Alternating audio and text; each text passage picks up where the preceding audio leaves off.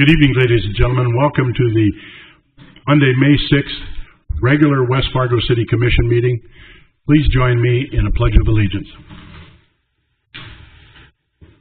I pledge allegiance to the flag of the United States of America and to the republic for which it stands, one nation, under God, indivisible, with liberty and justice for all. Thank you. First order of business is to approve the order of the agenda. Anyone have any additions, corrections? Motion to approve. Thank you, Commissioner Simmons. Is there a second, please? Second. Commissioner Jurdovich seconds. Been moved and seconded to approve the order of the agenda. Is there any discussion? Hearing none, we'll proceed to vote. All those in favor, please signify by saying aye. Aye. Opposed? Motion carries. Thank you. Next order of business is approval of the minutes of April 15, 2019. They have been distributed and they have been online. Make a motion to approve. Thank you, Commissioner Simmons. Is there a second, please? I'll second. Commissioner Olson, seconds. Been moved and seconded to approve the minutes of April 15, 2019. Is there any discussion? Seeing none, we'll proceed to vote. All those in favor, please signify by saying aye. Aye. Opposed? Motion carries. Thank you. Next order of business is the approval of the minutes of Board of Equalization dated April 9, 2019. Page 6 in your packets, and they have been distributed. I move we approve. Thank you, Commissioner Olson. Is there a second? Second. Commissioner Jurdovich seconds. Been moved and seconded to approve the Board of Equalization minutes for April 9, 2019. Is there any further discussion? Being none, proceed to vote. All those in favor, please signify by saying aye. Aye. Opposed? Motion carries. Thank you. Next order of business is the approval of the minutes of the special City Commission meeting dated April 29th, 2019. I'll make a motion to approve. Commissioner Jurdovich moves. Is there a second, please? Second. Commissioner Simmons seconds. Been moved and seconded to approve the minutes of the special City Commission meeting dated April 29th, 2019. Is there any further discussion? Being none, we'll proceed to vote. All those in favor, please signify by saying aye. Aye. Opposed? Motion carries. Thank you. Next order of business is building permits. Building permits, data has been distributed. Is there any questions? Many of the commissioners.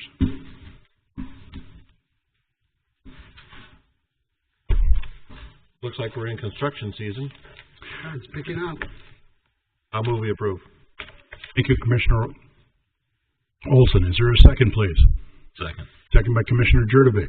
Been moved and seconded to accept the building permits report as distributed. Is there any further discussion?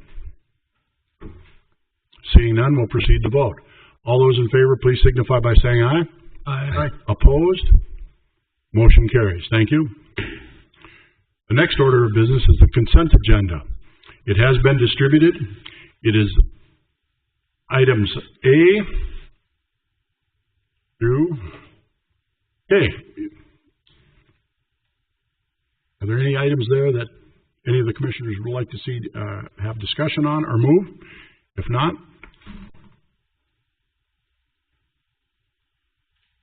Make a motion to approve the consent agenda as written.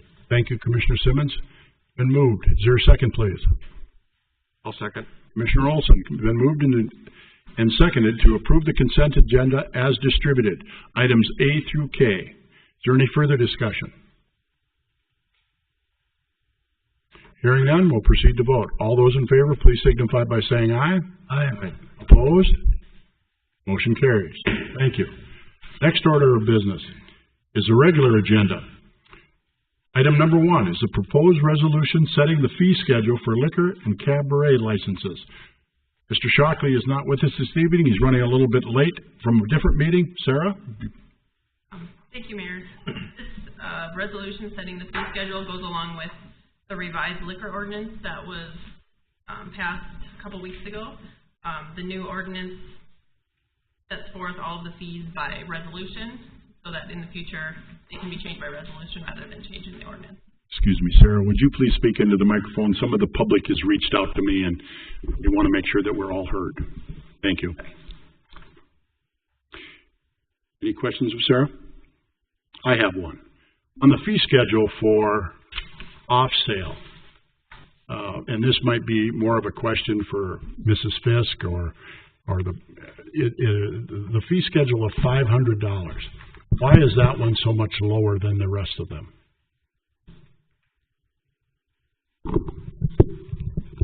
That one in particular, Commission President and Commissioners, is a retail convenience grocery store, so it's just to have the off sale in a grocery store. I'm not exactly sure where that was chosen from, but it was brought over from the old fee schedule and increased.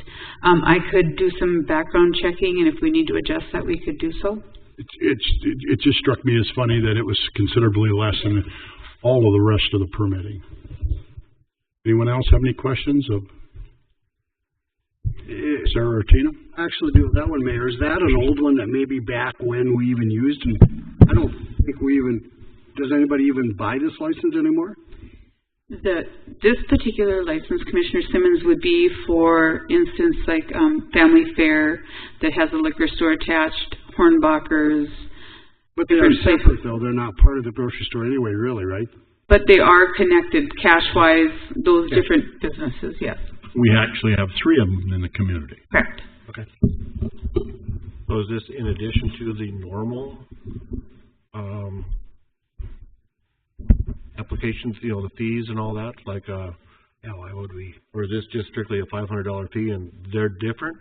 That would just be strictly, going by this, it would strictly be a $500 fee. I can review that with John if you would like us to kind of hold off on that, or you could do your reading and approval, and if we have to do an amendment, I can bring it back at the next meeting, whichever you're more comfortable with. I don't think we're in a big hurry, are we? I'm sorry, I don't mean to speak for everybody, but would it be better to table this for 2 weeks? And there is some discussion by some of the liquor establishments that, this fee schedule has been published, the new ordinances have been published, and, none of them are going to make alterations to their bars with regard to, how they facilitate serving all of the public, including minors. And what I've been told, only 2 of those have reached out to me, is that they're not going to move forward with removing any of their barriers or whatever until they know that this has all been enacted by the City Commission. So, no, there's no rush for it, but there are still some unanswered questions with them until it's finalized by the Commission. Thank you, Commissioner President Dardis. The ordinance itself, if someone does question, the ordinance has been approved, so the changes are approved and ready to go. What we're doing here is the only piece left is setting the rates. So if you wanted to hold off on setting the rates, that doesn't affect what you've already approved in the ordinance. And I can see their concern, but this is the only piece left open right now. Yeah, I think I'd concur. It seems kind of odd that they get a discounted rate. It should be the same as other off sales. The only difference is the physical plant that they're in. So I concur. I don't think there's a rush to do this because we still got a little time till renewals and all that. So I would make a motion that we table this for 2 weeks and let you look into it, Tina, and figure out what the reason is behind it. Yeah, I'd second that, but I think logically it seems it should be the same rate. But it's been moved by Commissioner Simmons and seconded by Commissioner Thorstead. Table this until the next regular scheduled City Commission meeting. Is there any further discussion?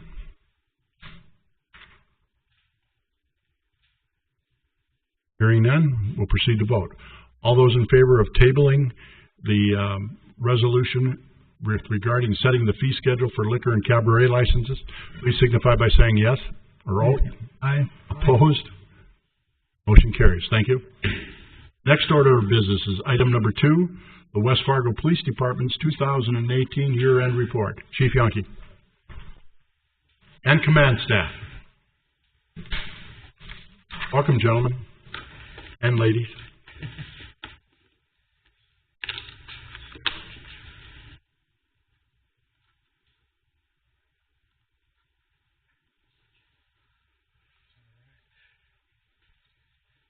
Commission President and Commissioners, good evening. Tonight I have my command staff team with me to present our 2018 year-end report. Assistant Chief Jerry Boyer, Admin Lieutenant Jason Anderson, Patrol Lieutenant Adam Gustafson, Patrol Lieutenant Jason Jura, Investigations Lieutenant Greg Warren, and our Business Manager Chris Davidson. Why I have them here tonight is the results and the successes that we have are solely due to them and their leaderships of their own departments. So this report that you have received tonight is really about what them and their teams have achieved over 2018 and into 2019. So I didn't want to present it just on behalf of the department. I wanted them to actually be here because this is about their work and their team's works and what they have accomplished in 2018. I also want to do one special recognition. So you've received a copy of the report. This is our history. This is how we're going to remember the year 2018 for our department forever. And if you look at it and how impressive it is, this is solely due to Ellen with our communications department. She has taken us to the next level. We've asked her to capture all of our community engagement and present it in a report that the public can look at and that we can be proud of as a police department. And I think she's knocked it out of the park. So on behalf of our department, Ellen, thank you for all of your hard work in putting this together. When we look at the report, a few of the highlights that I have highlighted is the restructuring of the department and the promotions. This last year is where we added 7 new officers, and we were allowed to restructure the department, which included the promotions of many of these lieutenants. I think we are showing and seeing the dividends paid by having more supervision and how we have broadened out our department to work more efficiently and effectively. And it would remiss me not to say that former Mayor Mattern, Commissioners Wentz and Hanson also voted to allow us to hire those and to restaff the department. So I also want to thank them for what they did in 2018 that allowed us to do that, along with Commissioner Simmons and Thorstead back then, and now our new commissioners. Like I said, we hired 7, and we also put 11 officers through our field training program, which is about a 16-week program. That puts a lot of strain on a department our size for our officers to train that many, and our field training program did an incredible job last year doing that. The other thing you're going to see throughout the report is our community engagement. We understand we can only fight crime and make this a great community if we're working together as the public, with the public. And we do that every day, trying to find different things to do with them or make sure our officers are out in the parks and on the streets and getting to know so that we can build relationships. I'm proud of what they've done in 2018 and into 2019, and I think the report highlights a lot of that. We also launched the David Lemie Memorial Scholarship Fund, as you'll recall, after we had the tragic drowning death of that 6-year-old with autism last summer.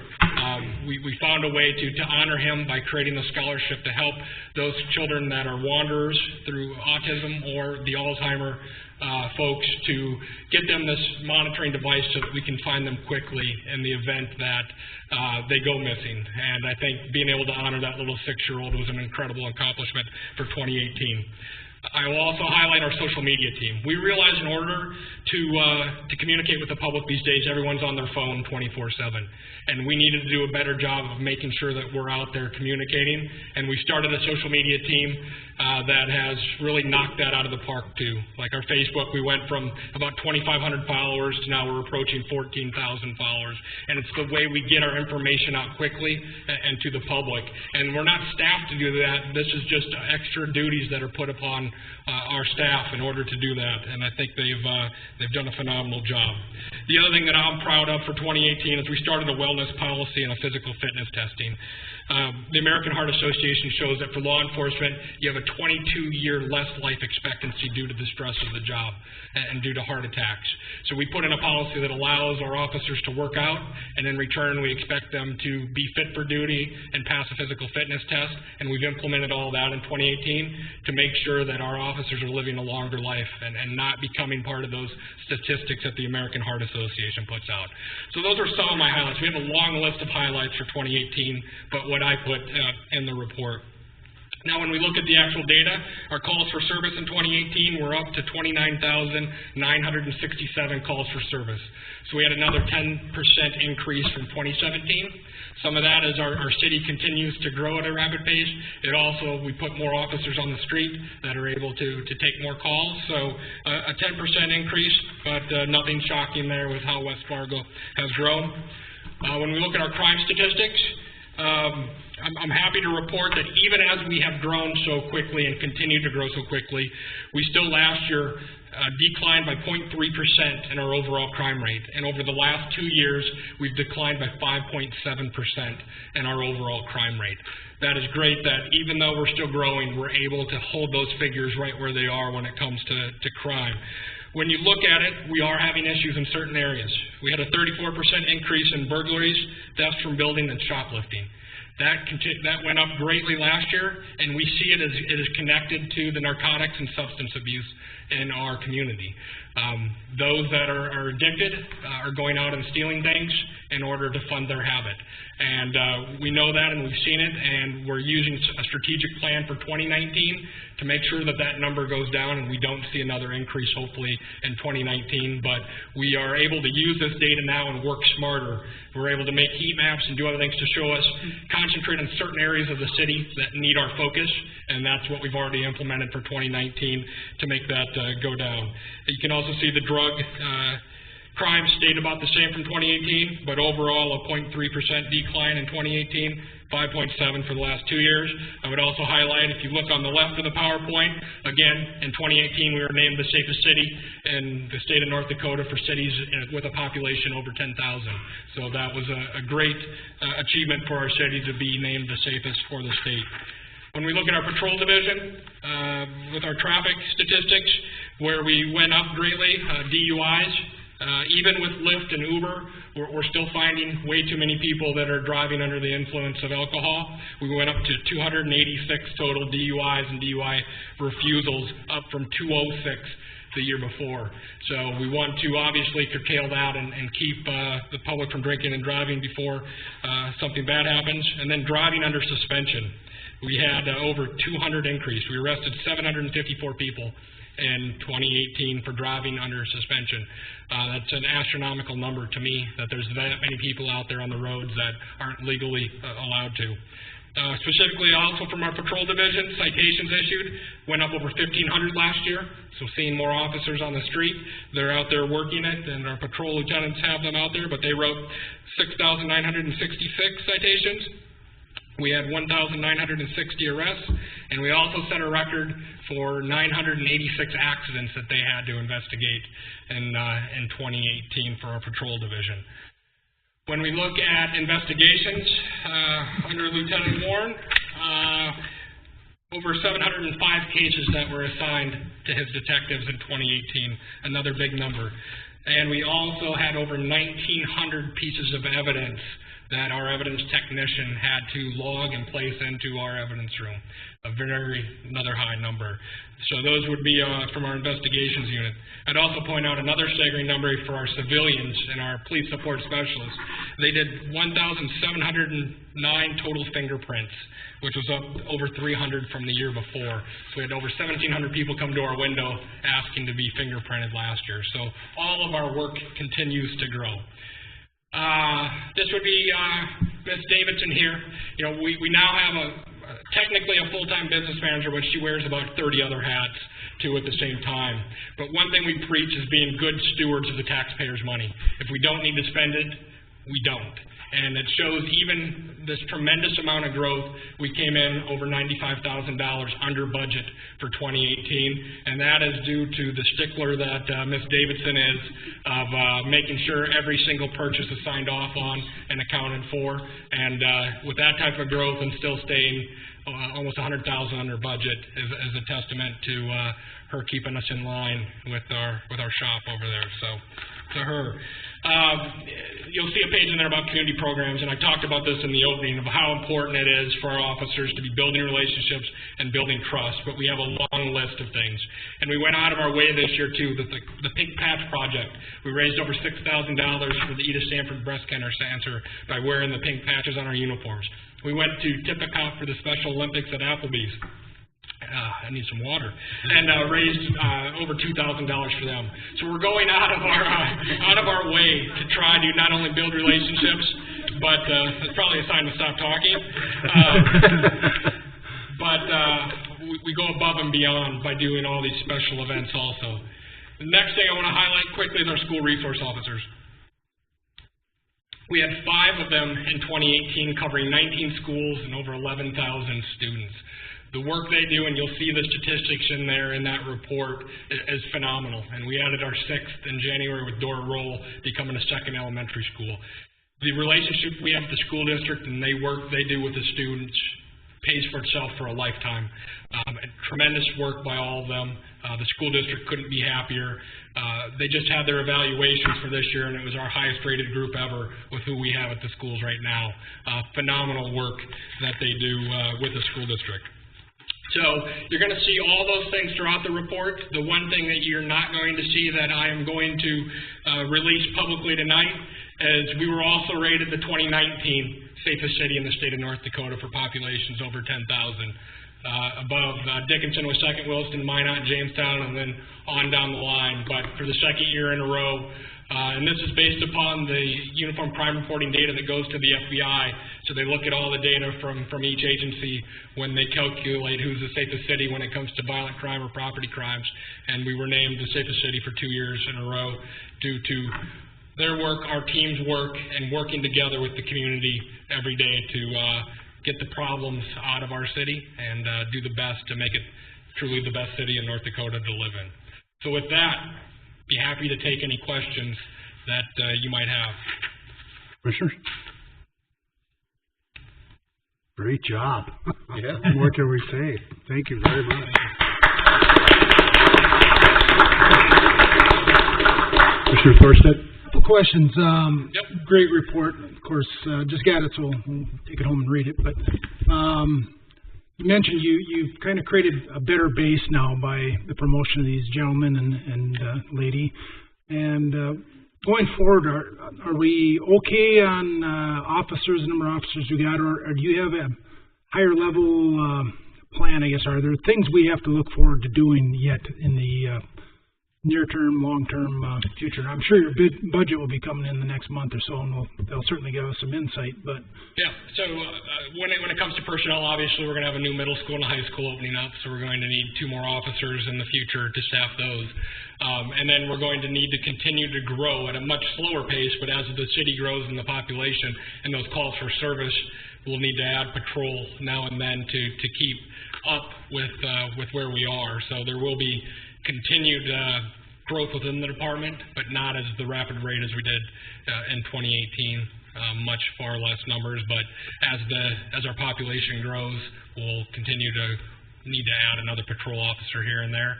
And then depending on how big the city gets, there's obviously other positions we would need to look at some point if we grow to the levels that are a possibility for West Fargo. thank you. Anyone else? Questions? Chief, command staff, Chris, thank you very much for all that you do for our community. And please pass on to all the line officers how appreciative we are for keeping our city safe. The idea of this rapid growth that we've been experiencing, and you still maintain us as the safest city in North Dakota, is a credit to all of our officers and to you particularly, and we're very grateful for that. I also, with exposure to your volunteers, your explorers, your chaplains, I mean, these are all amazing people that, the department and our city benefits from all that they do. And, of course, volunteer staff. You have a number of those. So with that, Chris, keep up the good work. Keep on them. We like the fact that you're $95,000 under budget very much. And so, but we are very appreciative for your service to our community. Thank you so very much. Thank you. Be safe. Thank you. Thank you, Chief. Thank you. The next order of business is item number 3, the second reading and final plot approval of Maple Ridge at the Preserve, 6th Edition. Mr. Sober. Thank you, Your Honor. I'll pull this up to explain because it has been since September of 2018 that you last saw this and held the first reading on the zoning. if it comes up. Plat before you in your packets is a solution to an issue that we had on what the builder had provided for a site plan to our building inspections department and what our building inspections department permitted. This was not the current owner, but the previous owner who sold this to this person.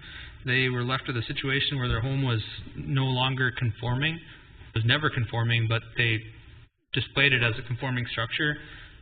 Rather than make them tear the house down, we found a solution. We have a retention pond within here, and typically now our retention pond lots have a easement within them that a person can put riprap, etc., manage the bank. In this situation, we hadn't done that yet. This was an older plat. So what we're proposing on this is that the city gives the property owner the necessary amount of land to become a conforming structure, but we maintain an easement on it like we would on any pond. So if you see on that plat, there's a 30-foot stormwater easement on that piece of land that we'd be giving them. My concern was that we get before a judge and there is a solution. We didn't go down that route, so I think we're doing the best thing that we can here to prevent potential issues. When a person goes to get a mortgage, they have to determine that their property is compliant, and this one wasn't, so they were going to have an issue there when they went to get a mortgage. So it happened to be that this person was relocated to Alaska, and they needed to sell their property, so we were timely on this. So with that, I'm available for any questions. The second reading is for rezoning of that 30-foot piece of land from public to R1A, and the plat, final plat approval to allow for this. Thank you, Mr. Sobert. Questions, Commissioners? So nothing has changed since first reading? No, just cleaned up the plat as we did. Our city assessor did determine value on this property with the full easement on it. Figured value is about $350, so it's under what our requirement is to have a public sale.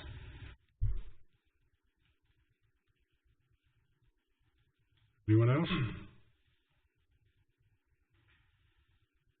What is your pleasure, Commissioners? Make a motion to put it on second reading. Been moved to put it on. Thank you, Commissioner Olson, Commissioner Thorstad. Been moved and seconded to put it on the second reading and final plot approval of Maple Ridge at the Preserve 6th edition. Is there any further discussion?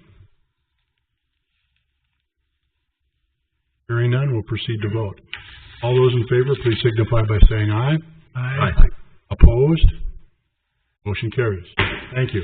Next order of business is item number 4, review the petition for improvement for Eagle Run Plaza 6th edition, review map and legal description for proposed street improvement district number 2254. Mr. Scott. Thank you, Commission President Dardis and members of the Commission. So before you is a request for the city to install a street using the Special Assessment District.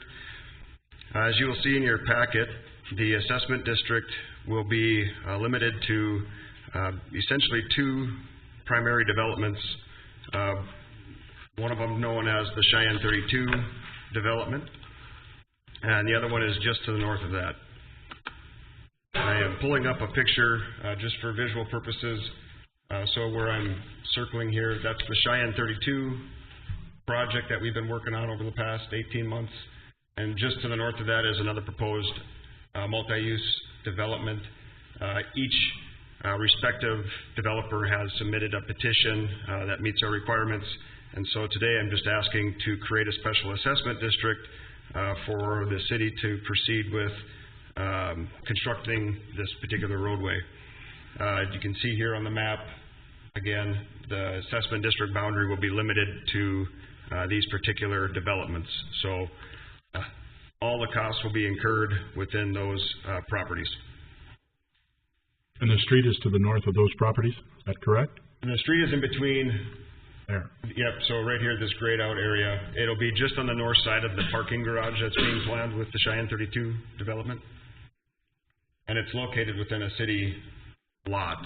If you recall the plat that came through known as Eagle Run Plaza 6th edition, there is a city lot here in which the other roadway network will be installed under a contract that we let out last year. That particular contract did not include the roadway on the north side of the parking garage. So this will just pretty much complete the roadway network around the Cheyenne 32 development. So the first phase is to create an assessment district, then we will move into creating an engineer's report.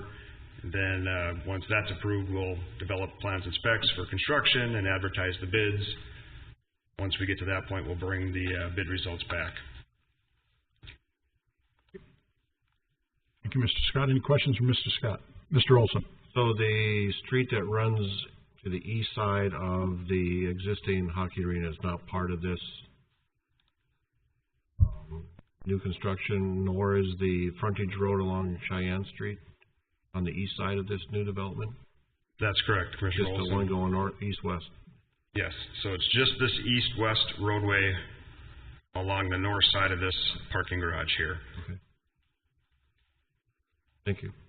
100% assessed to those two developers. Correct. Any other questions, Commissioners?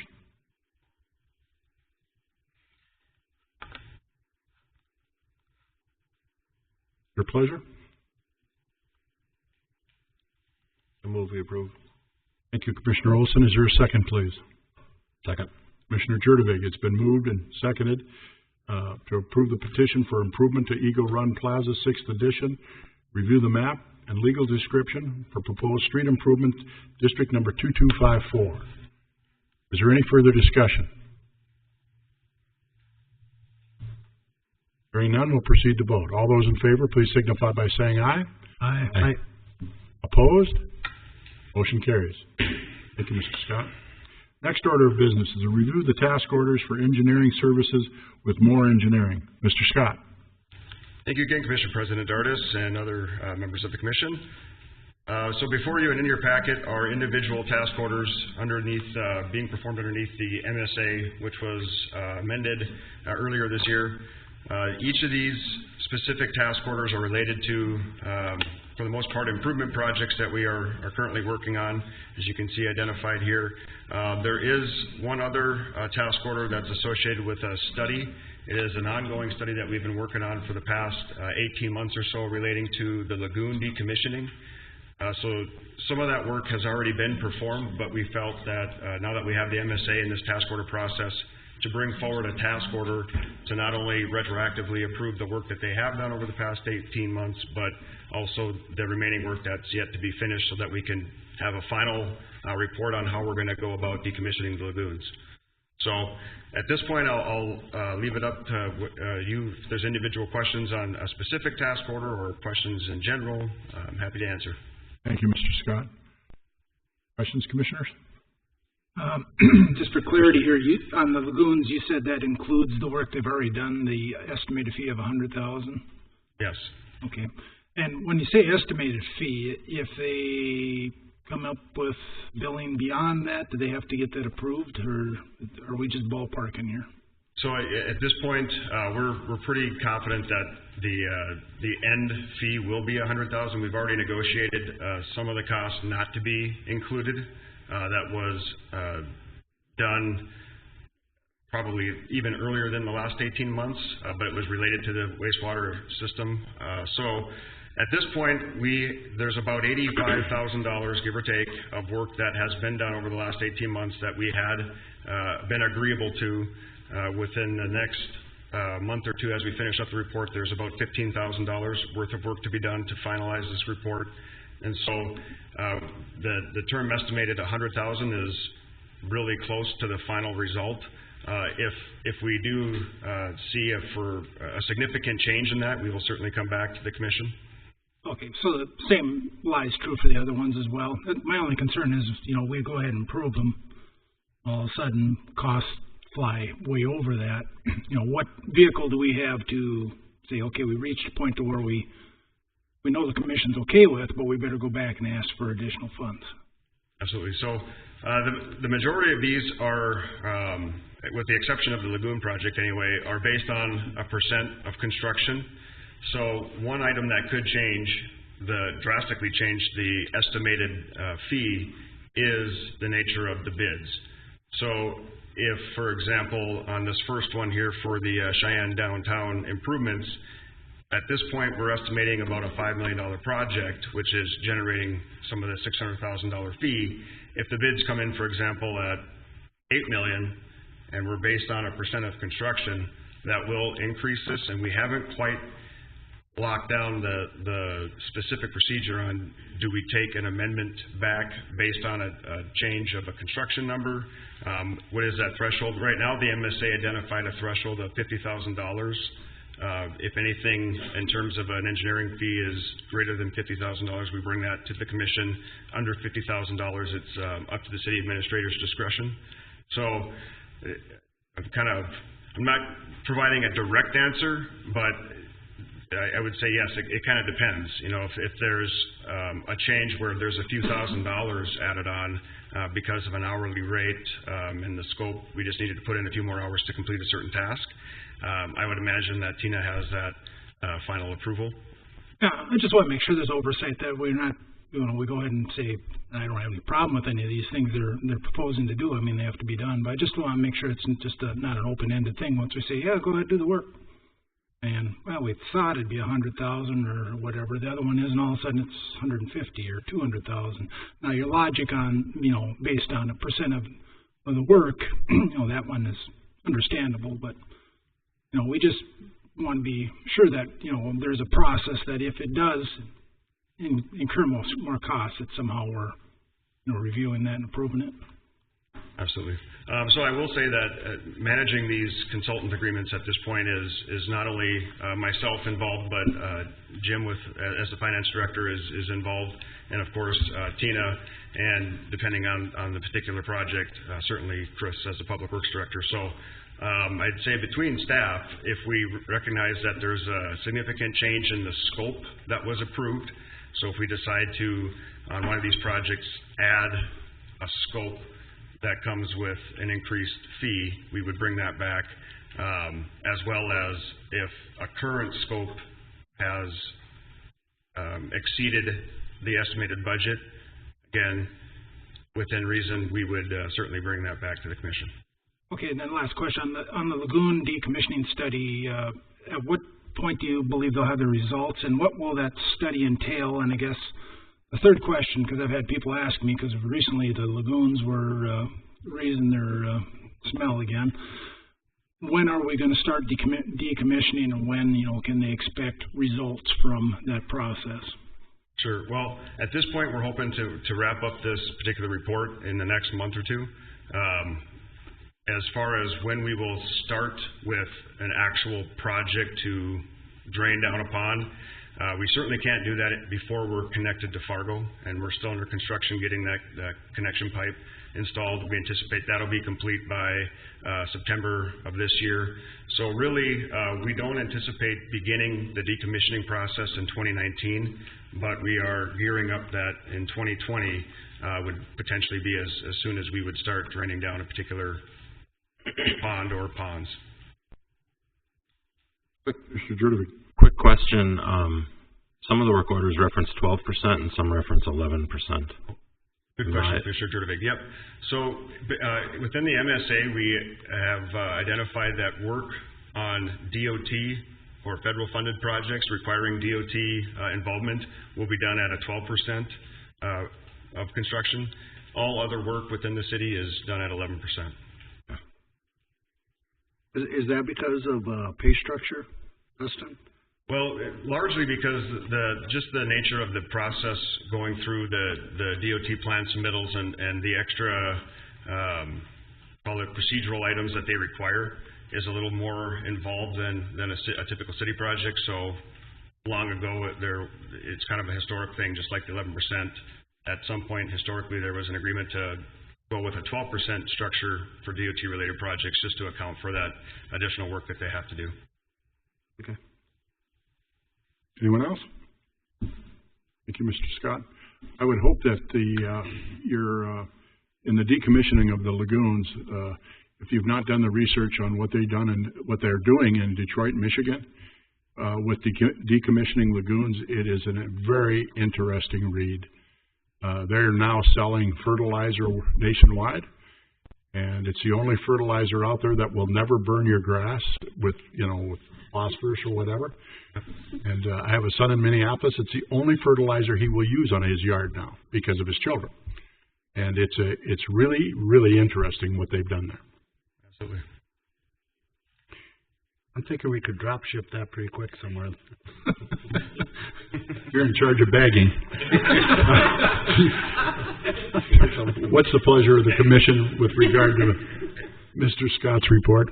I'll make a motion to approve. Thank you, Commissioner Jurdevig. Is there a second, please? Second. Mr. Simmons. Been moved and seconded to approve the task orders for engineering services with more engineering. Is there any further discussion? Hearing none, we'll proceed to vote. All those in favor, please signify by saying aye. Aye. Opposed? Motion carries. Thank you, Mr. Scott. Thank you. Next order of business is item number 6.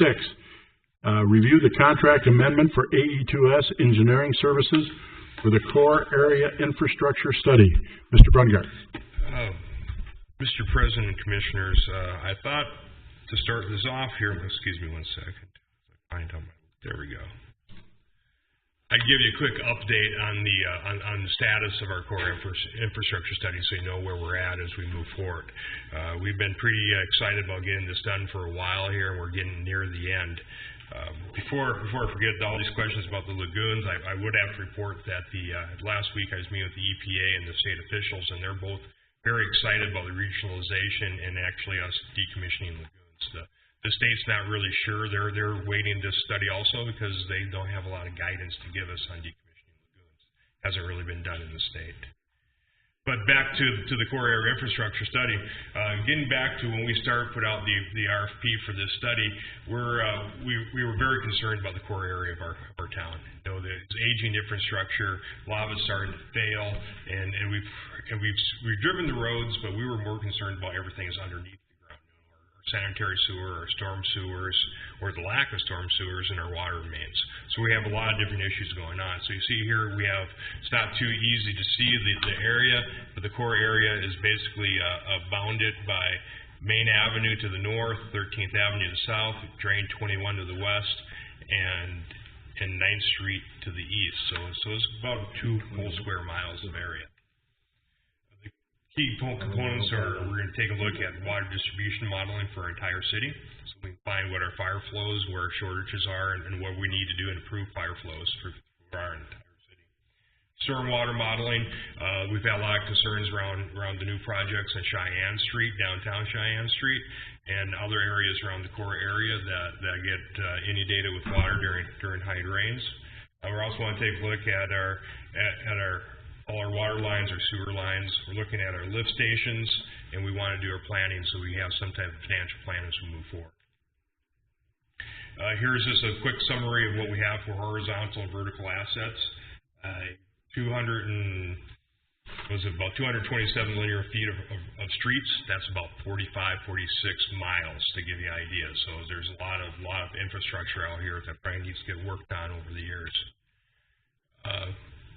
This is just a quick slide of our existing pavement condition on here. If you can see there a little better, the red is the failed, the orange is in poor condition, the yellow's in fair, and the blue's in good condition, actually good condition, and the green's in excellent condition.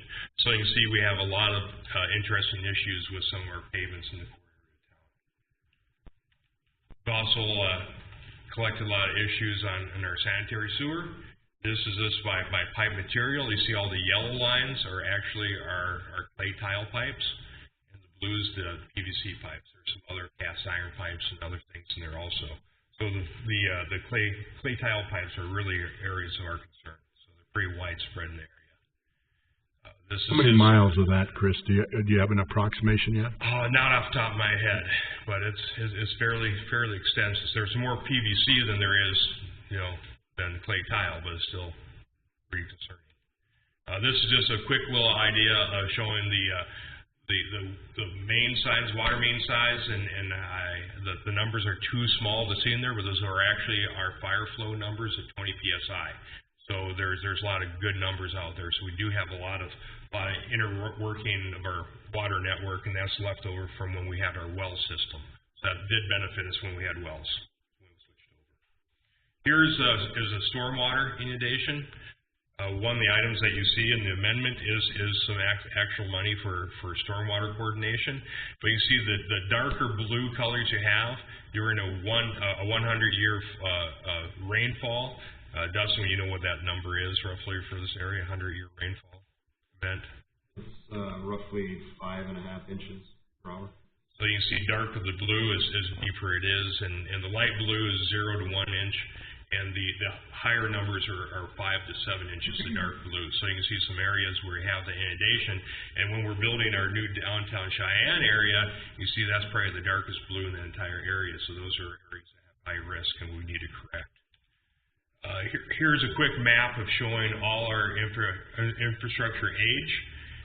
The red is stuff built between 29 and 49.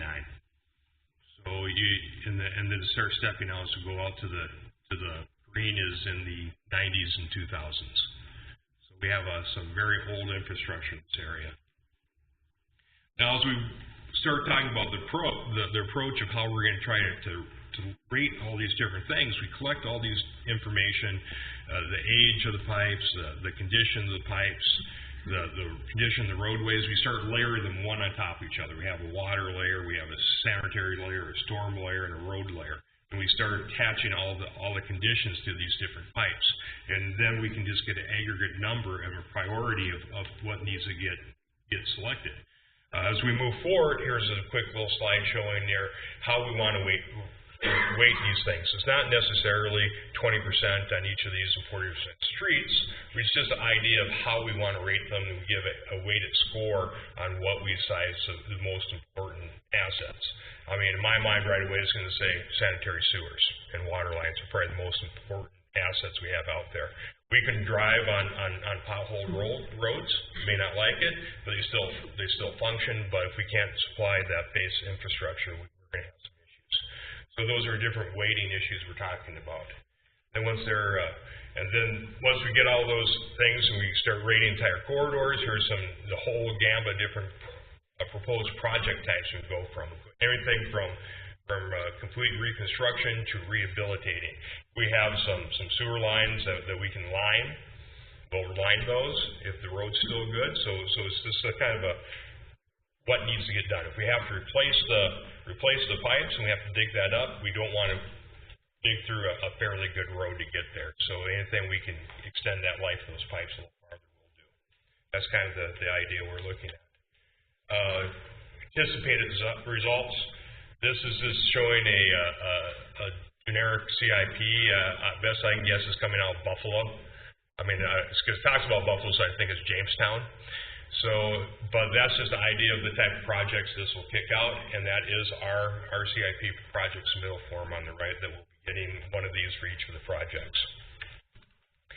These are anticipated examples of what projects we need to do in what year. We want to get that 5-year CIP populated and see which projects need to move into a long-range category and get those tiers set up. So when we start doing that public outreach and talking to people, it's great timing for this prairie dog bill funding, so we figure out how we spend that money.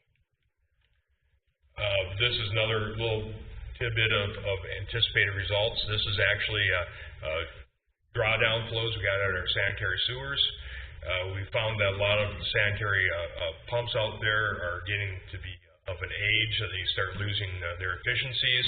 A lot of the acid that's being produced, the sulfuric acid in the sanitary sewer is actually eating away all the nameplates, so we can't really get the information off the pumps. So we actually did dry down to pumps to see their actual capacity and ability to pump sewage. And then here's some things from we televised. The city, our own crews, actually wanted to televise all the sewers in these areas.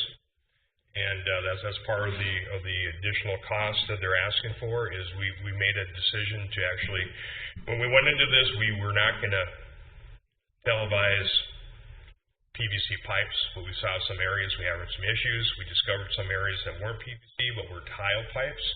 So we made that decision that we had to make sure that we inventoried every single piece of clay tile we have in here.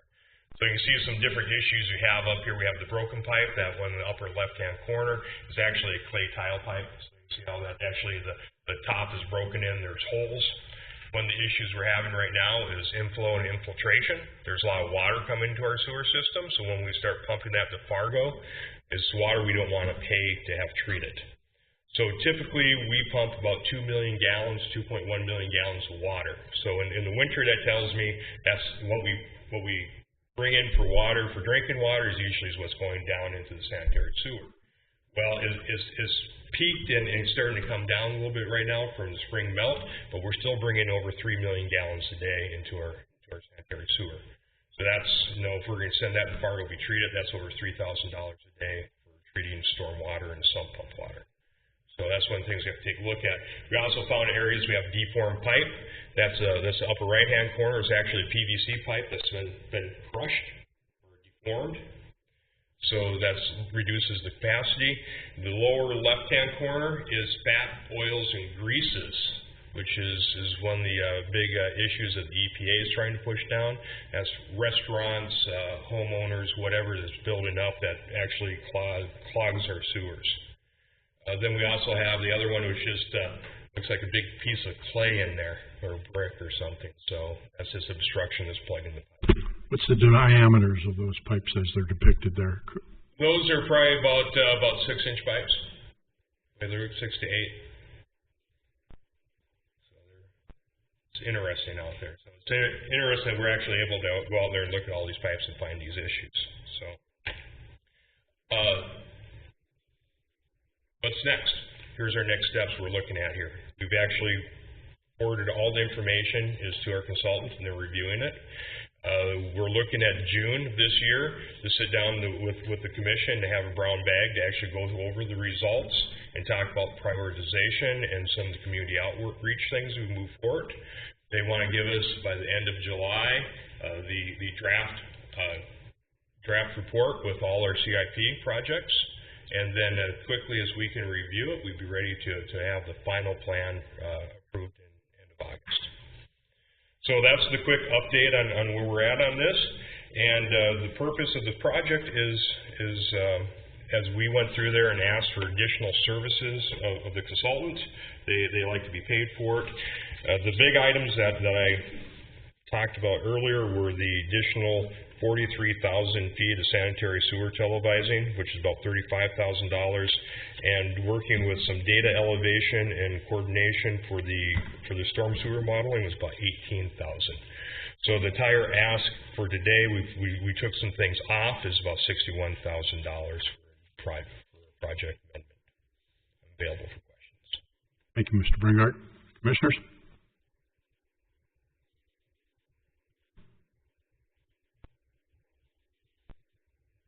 You want a motion today? Yes, I don't know if there's much we can do other than go on. We have to keep going now, so I'll make a motion to approve the amendment change. Thank you, Commissioner Simmons. Is there a second, please? I'll second. Commissioner Olson seconds. Been moved and seconded to the contract amendment for AE2S engineering services for the core area infrastructure study. Is there any further discussion? Hearing none, we'll proceed to vote. All those in favor, please signify by saying aye. Aye. Aye. Opposed? Motion carries. Thank you. Mr. Shockley, did you have a comment that I totally ignored you on? We are passing the microphone. Oh, okay. And I turned to say I'm going to stand up, and it went right in there. My apologies. Next order of business is item number 7, review application for the Art Bar liquor license. Mrs. Fisk. Good evening, Commission President and Commissioners.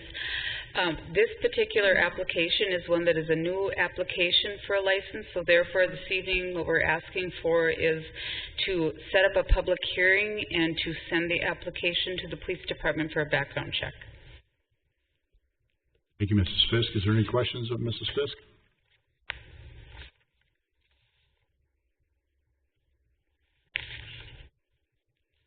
Your pleasure, please.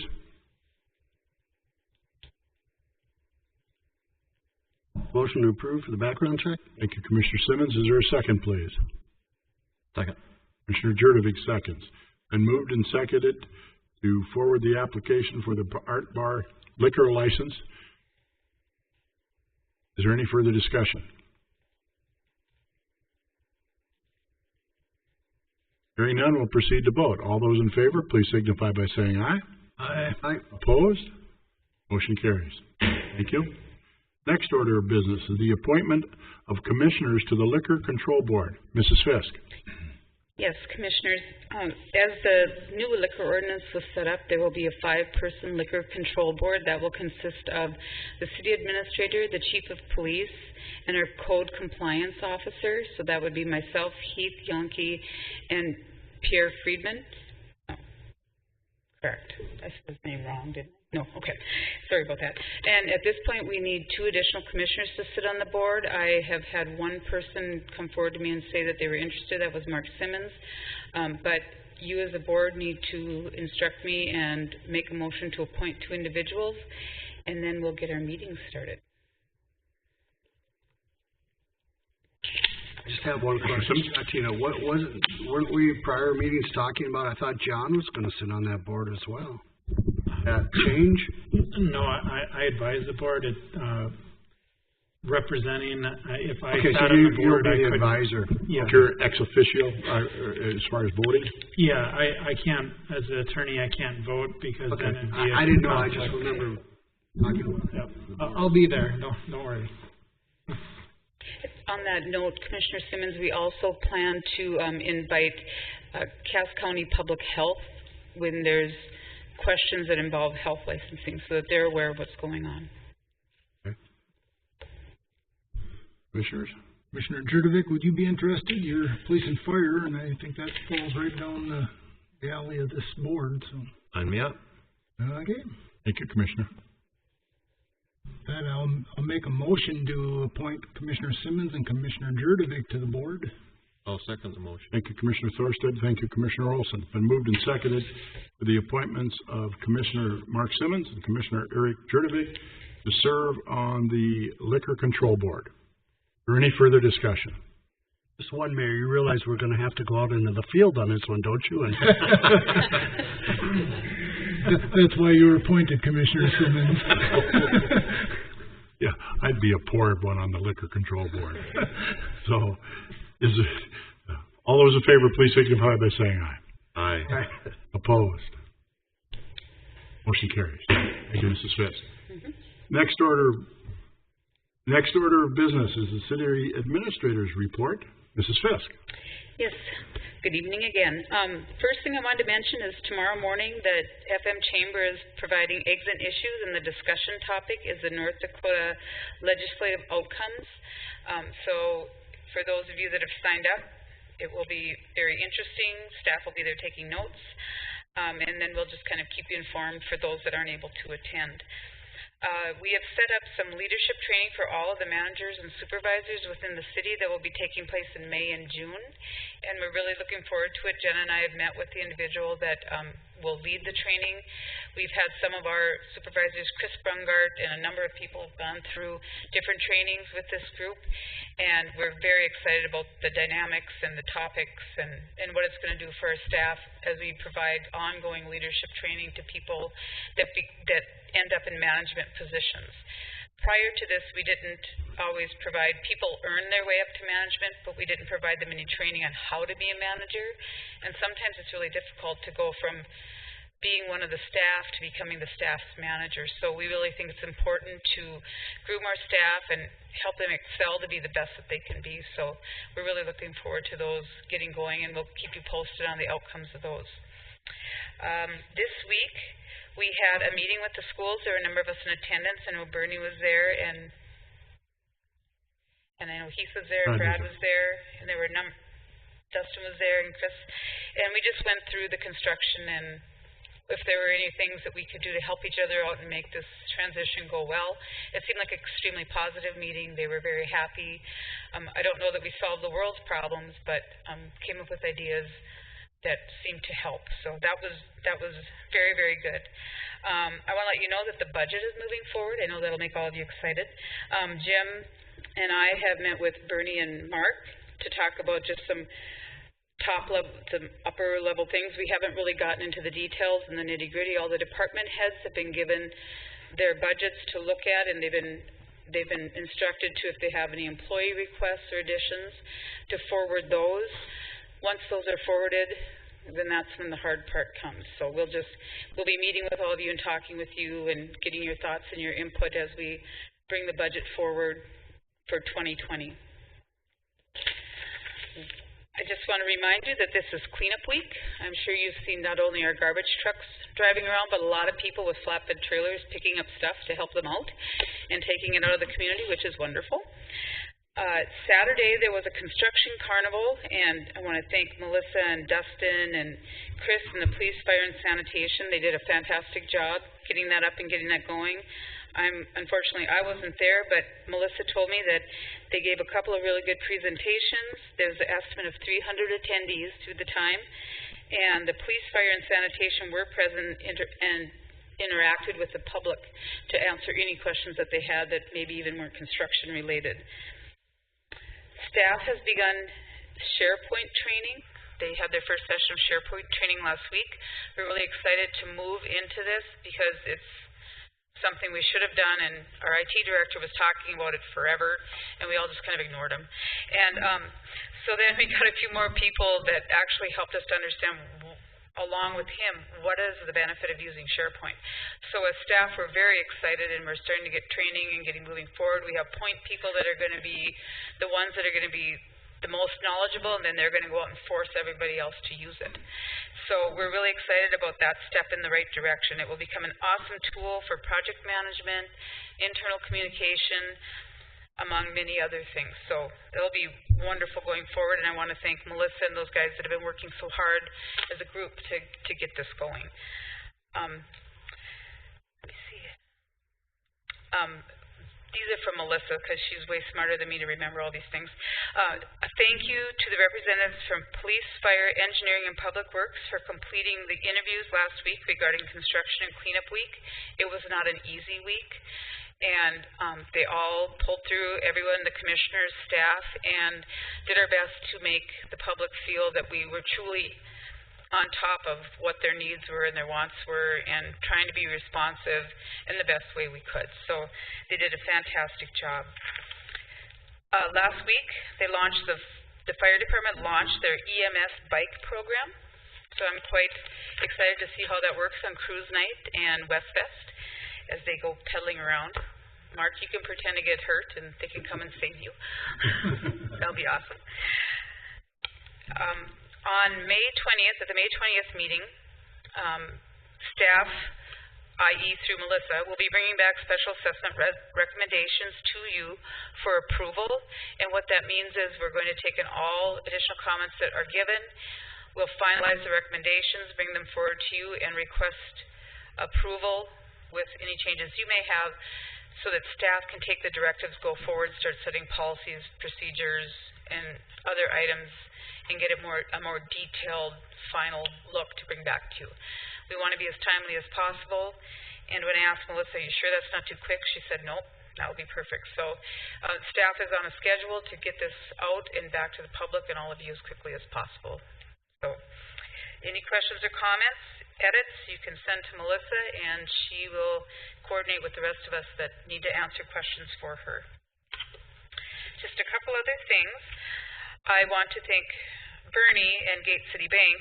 Not only have they given us $1 million for the low-interest home rehabilitation loan program and purchased a van for the senior center, but Bernie has also spoke with them, and they're going to be buying all new fire helmets for the fire department, the kind that they were looking for, that kind of make them look like, what do you say, Darth Vader or something, I don't know.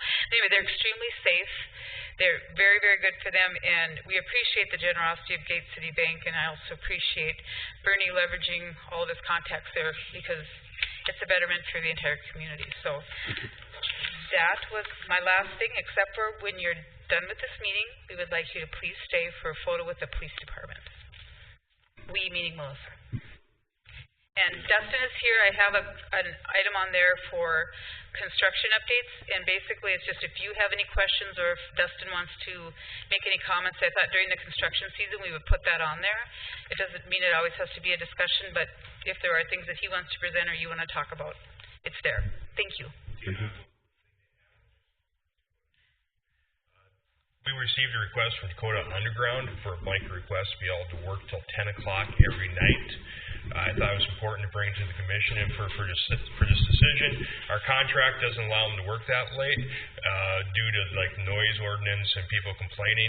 So this is that double-edged sword. I would like to. I gave them permission till tonight to go to 10 o'clock, but I'd like to extend that as blanket throughout this construction season for Dakota Underground. Commissioners, do we have a consensus that that's all right? During the feedback we've been getting from the public, I think... please do. Keep them working. Thank you. Thank you, Chris. Okay, Mr. Scott? Well, I guess one thing I wanted to point out and just remind everybody that Melissa and Ellen do a great job of updating our westfargostreets.com website. There is an interactive GIS map that our GIS manager manages there. So the most current information for residents is certainly to get to that location and see what's going on with all of our construction projects. We currently have roughly 25 to 30 open construction contracts. The majority of that is carryover from last year, and we just have a lot of punch list type items to clean up this spring. I think a couple other projects just worth noting. 13th Avenue, there's some work that started again last week. There's some lane closures with that as the contractor tries to finish up 13th Avenue. That's Fargo's project, but of course it's in West Fargo, so it's certainly worth staying on top of. And then we're also anticipating in the next week or two some work in the 9th and 13th Avenue intersection. There's some punch list items in there. I think there's a gate valve that needs to get raised up, so there will be a lane closure associated with that in that intersection. We're working with the contractor to make sure we do that at the best times possible, i.e. not during rush hours. Aside from that, I'll answer any other questions you have. Approximately, what is the timeline on the 9th Street? Days, week, hours? Sure, a good question. So when they do have to shut down a lane, it's going to likely be a full week.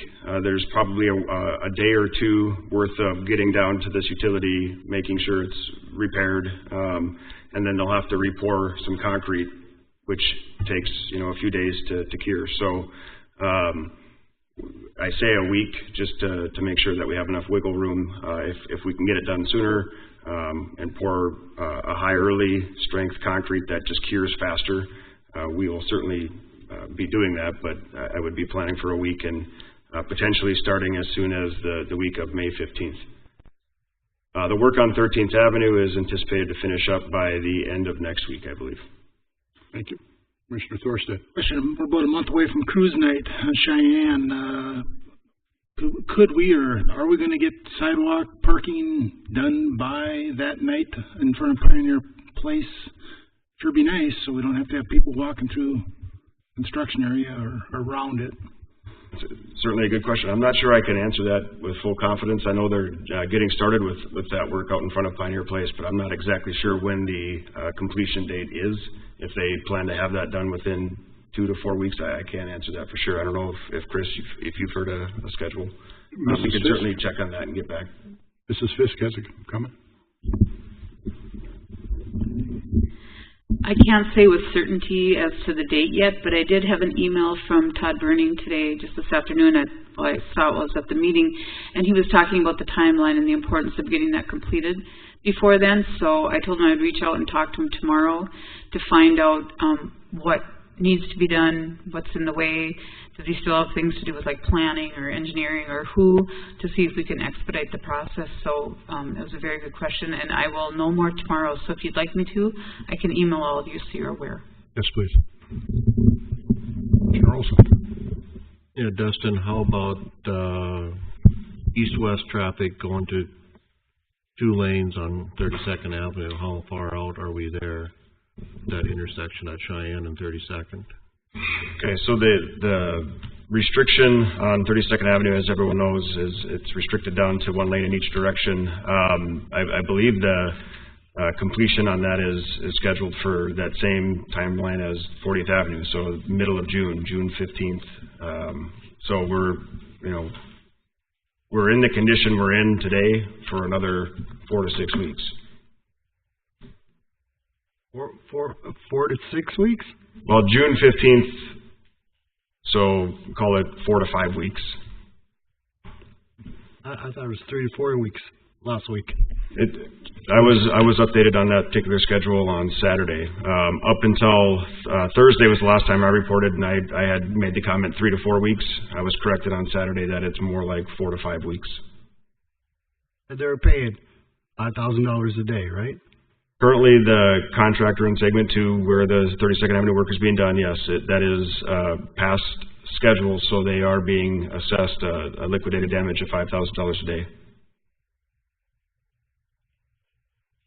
Anyone else? Questions for Mr. Scott? Just one comment.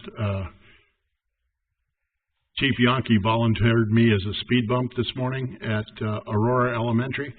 I was a crossing guard, and until you witness it standing and watching the cars go by on that detour, Derek and I were out there, and another officer, and I can certainly understand the public's concern for the safety for the children, and I think that Derek and the other officers are doing a fantastic job of helping the children cross the street. It certainly makes a difference, and we should not go a day without having an officer there. It is phenomenal. There were thousands and thousands of cars that went by that school this morning. So kudos again to the police department on that one little thing that Officer Derek has been working on. It certainly made a difference today. So, anyone else on construction items? Mr. Brungardt? Also, I'd make a comment, Chris. I think that the updates that you did on the lights on 32nd has made a significant difference in traffic flow. So, good job there.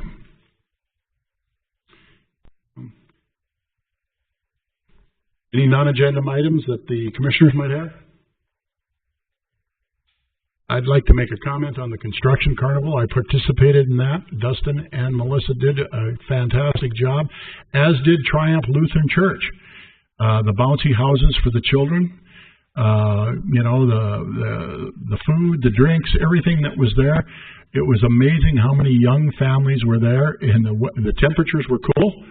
But the children didn't notice it a bit because of the bouncy houses. So there was a great turnout. To Public Works and to the police department, to the fire department. There were kids crawling all over the police cars and the fire trucks and the construction equipment. Also, Northern had some equipment there, Northern Improvement.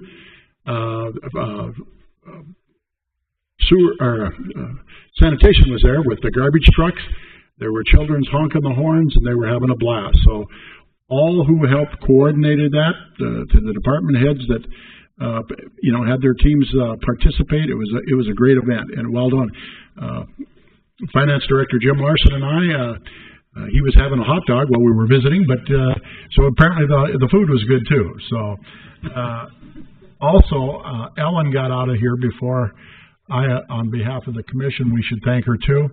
Melissa, please pass that on to her, and or Jenna as HR. The report is spectacular, and so we appreciate Ellen very much, and she exited too early for me to make a comment about that. That's it. Anyone else? Commissioner Simmons, you're on. Move to adjourn. Is there a second? Commissioner Olson, been moved and seconded to adjourn. Thank you all for participating with us this evening. We appreciate your attendance. Have a good evening.